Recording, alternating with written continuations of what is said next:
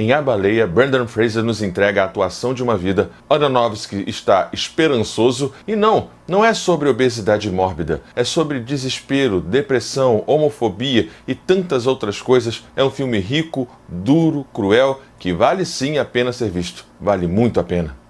Fala aí, pessoal do Filodoxia, tudo tranquilo? Tudo beleza? Eu sou Thiago Gribarni, você está no Filodoxia para um bate-papo, uma resenha com spoiler de A Baleia. Simbora! I'm worried that she's forgotten what an amazing person she is.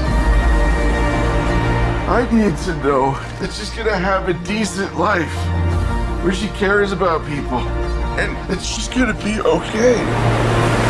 E aqui você já sabe, eu já vou pedindo logo, antes que o auto-engano e o preconceito resolvam nos destruir, deixa seu like maroto, se inscreva no canal, caso ainda não tenha se inscrito, deixe um comentário. Se você estiver assistindo essa prévia por qualquer outro lugar que não o canal, passa lá no YouTube para prestigiar, beleza? Então agora sim, bora começar. Lembrando que essa crítica contém spoiler. Vamos começar falando da estrela secundária, sim, coadjuvante, o diretor Darren Aronofsky.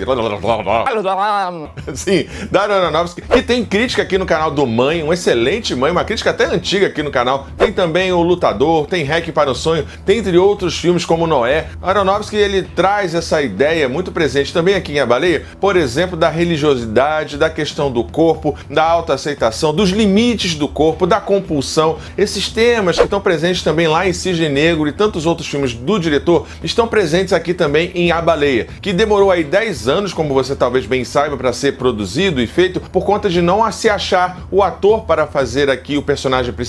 E esse ator é nada mais, nada menos que o nosso querido, o fofo, o maravilhoso Brendan Fraser. Brendan Fraser foi astro dos anos 90, início dos anos 2000, teve um incidente de assédio que o afastou um pouco da carreira, não só por motivos íntimos e pessoais, mas também por eventuais sabotagens com relação ao seu próprio nome dentro da indústria, fez filmes menores, recentemente estava aí em Patrulha do Destino, né, que se você não sabe, ele tá lá, ele faz um personagem que é até muito querido pelos fãs. Eu não terminei de ver ainda, mas ele tá lá, ele não parou de trabalhar, não é a volta propriamente dito, né? Ele tava lá sempre fazendo algumas coisinhas. Patrulha do Destino talvez seja o grande papel, assim, que ele fez recentemente com boa aceitação do público e crítica. Bom, e seguindo falando do maravilhoso Brendan Fraser, diferente do que acontece lá em Tar, que tem um filme duro, esquisito, distante, mas tem na atuação de Cate Blanchett talvez o único objetivo ou o porquê de assistir lá o Tar, eu não gosto do filme, aqui em A Baleia é diferente. Aronofsky traz pra gente um filme que é duro, cruel,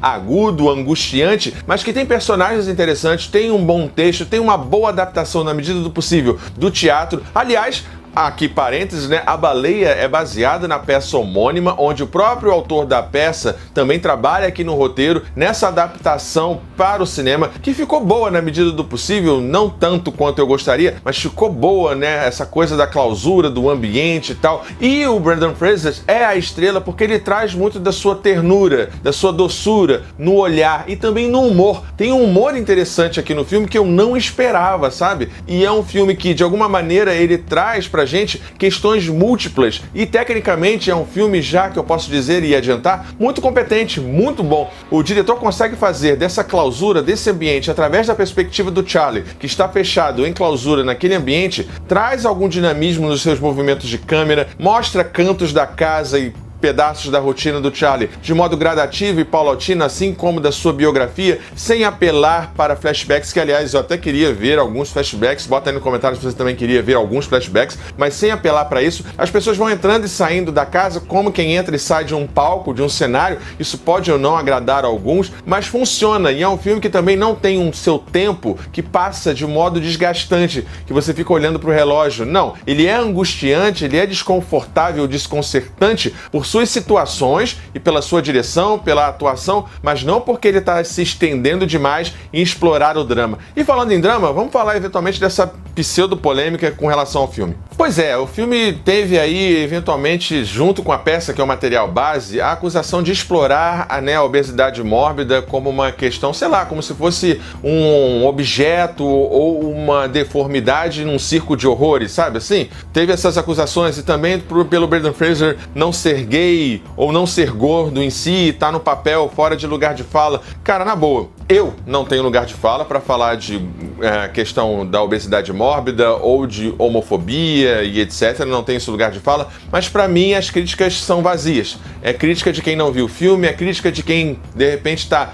criticando ou implicando com o nome do filme sem ver o filme e a questão do paralelismo com Moby Dick e a baleia de Moby Dick e como a baleia pode ser uma distração para as dores ou para a obra do autor que é chata ou eventualmente para as dores de um sujeito, e aí você tem a obesidade como uma distração da verdadeira dor desse sujeito. Bom, então isso pra mim é ponto pacífico, essas críticas são vazias. E pra você, são? Coloca aí nos comentários. Bom, seguindo aqui, Brendan Fraser, excelente, Aronofsky faz muito bem o seu trabalho, a trilha sonora é manipulativa na medida certa, tem uma boa movimentação de câmera, é uma adaptação de teatro que funciona em grande medida, personagens entram e saem. Talvez tenha um personagem que seja meio maçante, meio chato, que é o personagem do jovem missionário. Editor, coloca aqui na tela, por favor. É meio chatinho, né? Uma atuação meio... mas ele é importante, né? Ele traz aqui a questão da religiosidade que eu falei lá no início e da culpa e da moralidade com relação à sexualidade do Charlie, da homoafetividade do Charlie. Então é um personagem importante. E aqui o destaque vai para a indicação da atriz, né? Que tá lá em um menu. Quem viu o menu reconhece a atriz. Está excelente no papel da amiga e enfermeira do Charlie, que é um papel muito dúbio e difícil, né? Ao mesmo tempo que ela é enfermeira, ela também é amiga e também irmã do grande amor da vida do Charlie, que morreu também passando por inanição e próprio suicídio com relação a ficar magro, definhar. Então também deve ter isso no comportamento compulsivo do Charlie. Então ela fica ali se equilibrando, por isso que esse personagem é tão interessante, talvez o mais depois do Charlie, que fica ali se equilibrando entre o dever com relação à enfermeira e já saber que talvez não tenha mais o que fazer e ele está contando os dias para morrer, e ela dá o sanduíche, ela dá a comida porque ela também é amiga e talvez ali só caiba o conforto, né? Só caiba o consolo. Tecnicamente o filme é muito bom, ele executa muito bem, desperta situações e emoções no seu público que podem ser agradáveis ou desagradáveis. Então para mim isso é ponto pacífico. Bora lá falar das questões subjacentes, filosóficas e psicológicas do filme. Então bora lá.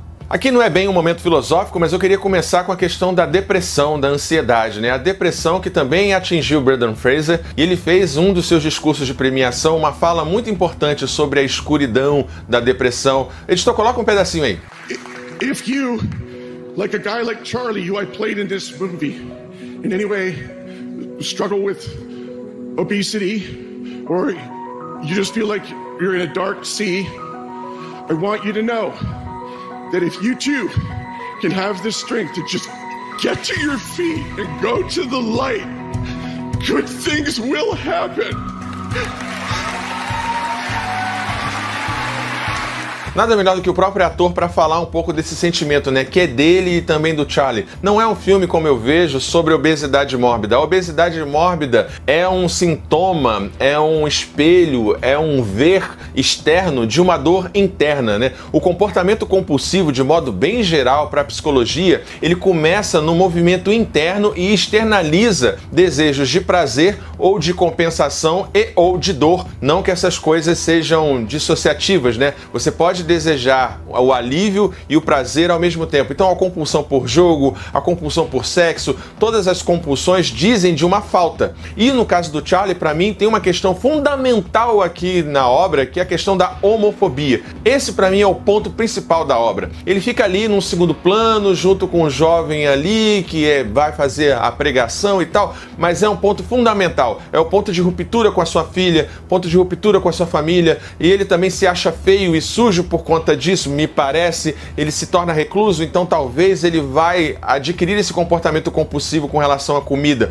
por conta do seu grande amor, que definha por falta de comida. Ele também não quer ser visto, ele se acha feio, mas me parece que em grande medida essa feiura que o Charlie sente de si é a feiura de uma moral cristã que é homofóbica, sabe? Que ele não pode ser visto, que ele é sujo, que ele fez algo ruim, algo nefasto ao se apaixonar pelo Alan, ao abandonar sua família, ao viver a sua sexualidade, o seu amor. Para mim, tudo de fundo tem lá quando ele foi pequeno e a questão da vida adulta, tem a questão da homofobia por trás de tudo isso, desse comportamento compulsivo, e também tem a questão do luto. O luto também é muito importante aqui, né? Traz também essa perspectiva da compulsão e dessa punição e desse comer, desse colocar para dentro de si tudo aquilo que eventualmente ele não pôde fazer pelo Alan, que sofreu com fome, sofreu ao definhar, ele repete de alguma forma esse comportamento, só que na chave inversa, um comportamento autodestrutivo, autopunitivo, e que também mostra o Charlie como um personagem narcisista, egocêntrico, manipulativo.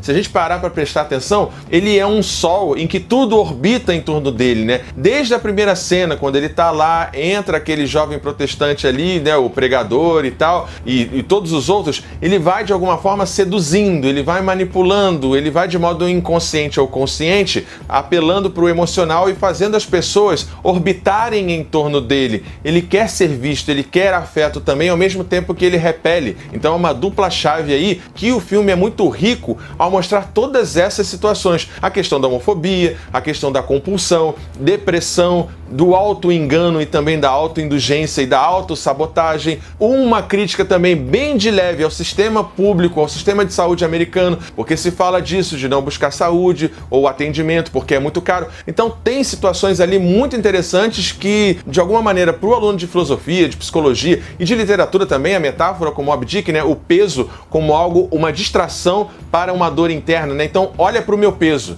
me julga pelo meu peso, mas ao olhar para o peso dele, para esse excesso, você não percebe as faltas dele, você não percebe as dores dele, você vê só o monstro, só a coisa externa e não vê de fato o verdadeiro Charlie. Então o peso é uma distração tal qual Moby Dick é uma distração para o livro ser eventualmente enfadonho, na crítica lá que a filha faz, né, e tal. Então tem questões muito interessantes, mas vamos falar desse final aí. Bom, antes de falar desse final, se o Brendan Fraser não ganhar o Oscar de melhor ator, não há justiça nesse mundo. Só esse parênteses aqui. E com relação ao final, eu acredito que ele morre sim no final, que ele tem ali um momento de epifania e um final heróico. Por isso que eu disse lá no início, né? Darren Aronofsky num momento esperançoso, faz um final esperançoso pro seu filme, né?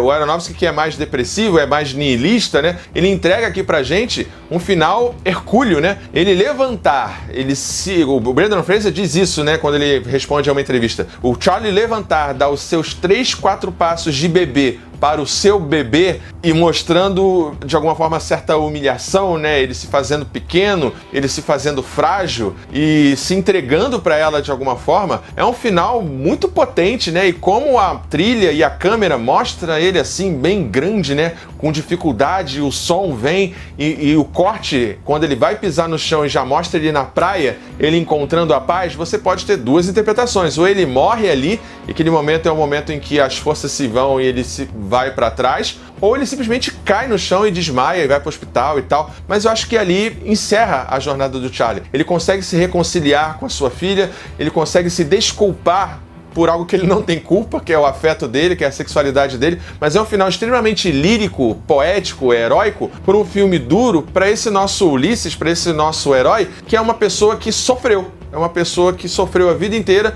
por essas questões que eu já falei até aqui e entrega a Aronofsky pra gente um filme que discute todos esses pontos de uma maneira sutil e ao mesmo tempo em aberto pra gente decidir o que está vendo. Se ele está fazendo espetacularização ou não da obesidade, como é que ele está tratando esse corpo. Isso tá um tanto quanto em aberto e isso é bom. Mesmo a gente não gostando, a gente discute a obra aqui em A Baleia. Bom, então por isso tudo, a minha nota para A Baleia é nota 9. É um excelente filme que às vezes peca um pouco por ficar teatral demais. Tem alguns personagens que entram e saem de modo meio aleatório e não tanto bem aproveitados mais pelos atores, mas é um filme excelente com temas muito ricos que vale sim a pena ser visto, mas com cuidado. Pode dar gatilho, pode ser sensível demais para algumas pessoas, beleza, pessoal? Então é isso. Espero que você tenha gostado dessa crítica. Não esquece de deixar seu like, se inscrever no canal caso ainda não tenha se inscrito e até a próxima, pessoal. Tchau, tchau. Valeu! Ajude o Filodoxia a continuar crescendo. Essa é a nossa chave Pix. Considere o clube de membros e muito